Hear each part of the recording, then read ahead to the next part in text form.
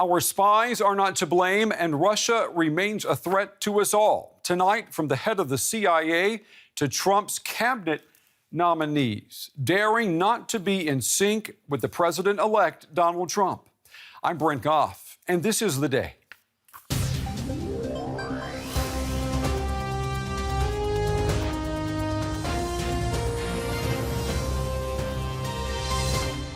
I am confident that the Central Intelligence Agency will play a role for this administration. It has for every previous administration. I'm confident that President-elect Trump will not only accept that, but demand that. Russia has reasserted itself aggressively, invading and occupying Ukraine, threatening Europe, and doing nothing to aid in the destruction and defeat of ISIS.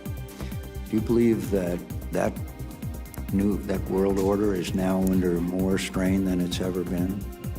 I think it's under the biggest attack since World War II, sir, and that's from Russia, from terrorist groups, and with what China is doing in the South China Sea. I don't have any problem whatsoever with affirmative action or at least, integration. I have no problem with that at all. There's an assumption that you can only do one thing, and that we have these very limited brains and they're incapable of learning anything else. I find that kind of humorous, particularly knowing what the human brain is capable of. Also on the show tonight, saying I do when the law says no, you do not. A new report shows that most Germans support gay marriage, but the government appears to be standing in the way. That's coming up a little bit later on the show. We begin the day inside Trump Tower and with a visitor who has the world wondering yet again, what is the U.S. president-elect up to now? The leader of the French far-right National Front Party, Marine Le Pen, was spotted today inside the New York skyscraper where Donald Trump has been meeting with his transition team and his cabinet picks. Now, his soon-to-be press secretary reportedly saying that Le Pen is not meeting with Mr. Trump. Well, the world continues to scratch its head after yesterday's press conference, the first by Trump since he won the election last November. Mr. Trump accused U.S. intelligence agencies yesterday of leaking the report, which suggests he could be a possible target of blackmail by Russia. Now, that prompted the head of the CIA to push back. In a statement for the public, James Clapper wrote, I emphasize that this document is not a U.S. intelligence community product and that I do not believe the leaks came from within the IC. President-elect Trump again affirmed his appreciation for all the men and women serving in the intelligence community, and I assured him that the intelligence community stands ready to serve his administration and the American people.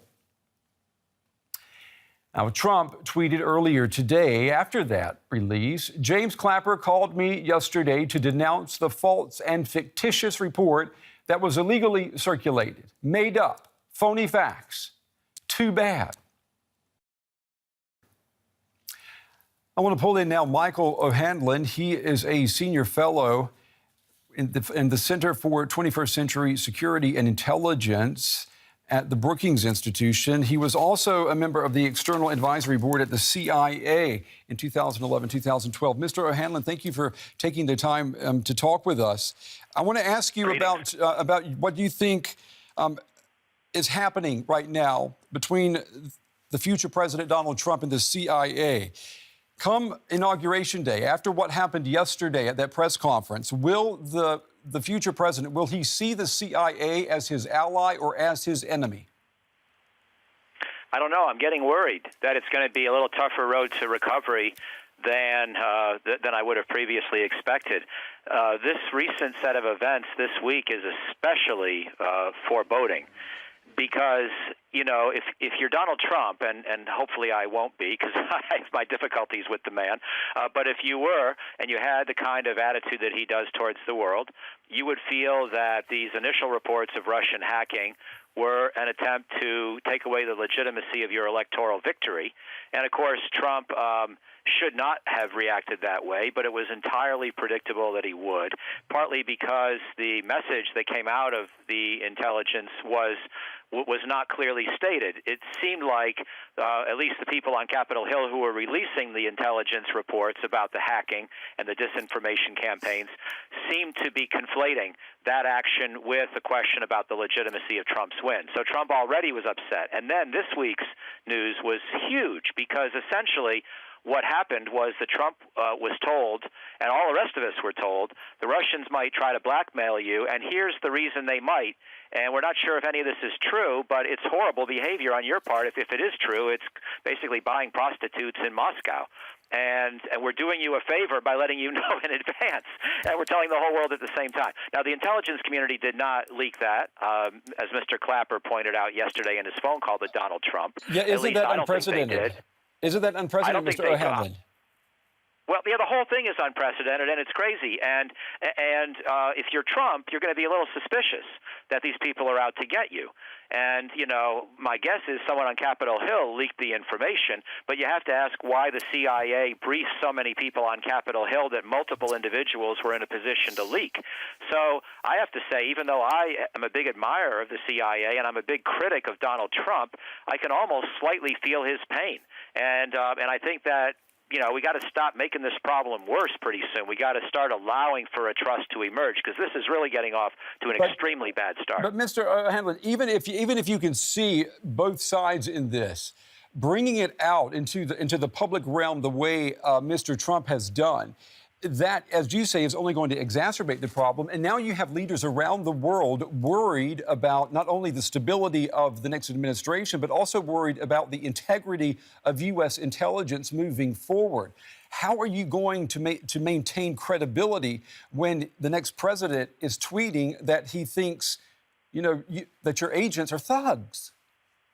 Well, first of all, I am a big critic of Donald Trump, but in fairness to Donald Trump, what you just said is not correct. He is not the person who went public with this, with either of these two big bombshells. The bombshell about the hacking and the disinformation, that was the Obama administration giving reports to Capitol Hill, which then came out through Capitol Hill offices to the media. And then this week, it certainly was not Donald Trump who was saying that there were allegations that he had hired prostitutes in Moscow that Russia might try to use against him in future blackmail. It was, again, some kind of a leak somewhere else. Trump suspects it was in the intelligence community, or at least he seemed to have suspected but that's that. What I'm but it wasn't saying. Trump himself. But that's what I'm saying, though. At the press conference yesterday, he lashed out at the intelligence community of the U.S. And why go public, and why go so public and so vehement about that when you're not sure? But you're missing the point. I'm sorry. I'm sorry to be adamant about this, and I'm not defending Trump, but Trump was responding to something that was already in the public domain when he gave that press conference.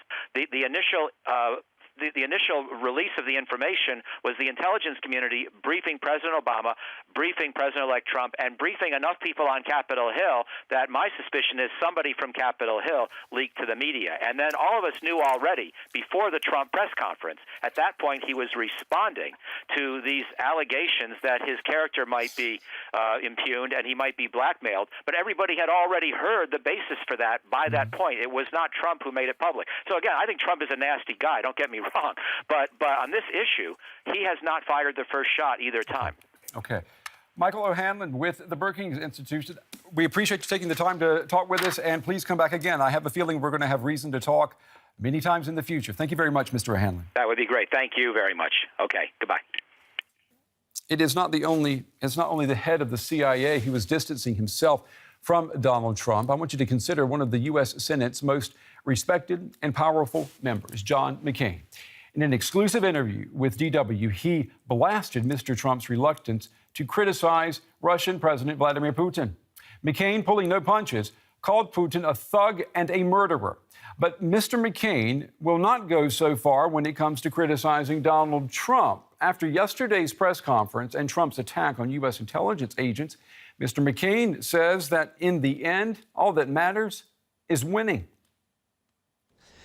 So we are seeing a very unusual time in American politics and a very polarized America. And I would like to see him reach out to all Americans, whether they supported him or whether they opposed him. And he's successful. So for me to criticize what he's done, obviously, he's succeeded. And in politics, the ultimate result is what counts.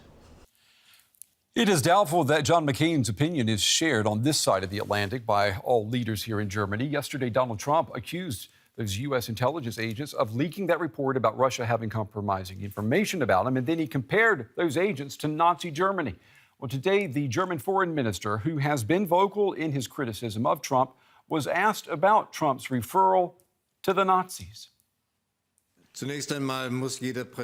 Every president needs to find his own style, and he needs to define it.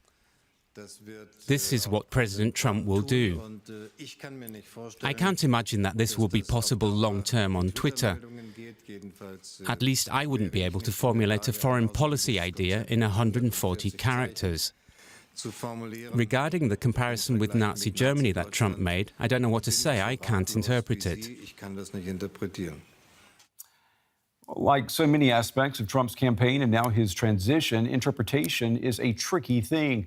Just when you think you've seen it all, another whammy. After that spectacle of a press conference yesterday, after attacking U.S. spies, after attacking the mainstream media and labeling a major news network as fake news, this is what Trump tweeted. "We had a great news conference at Trump Tower today. A couple of fake news organizations were there, but the people truly get what's going on."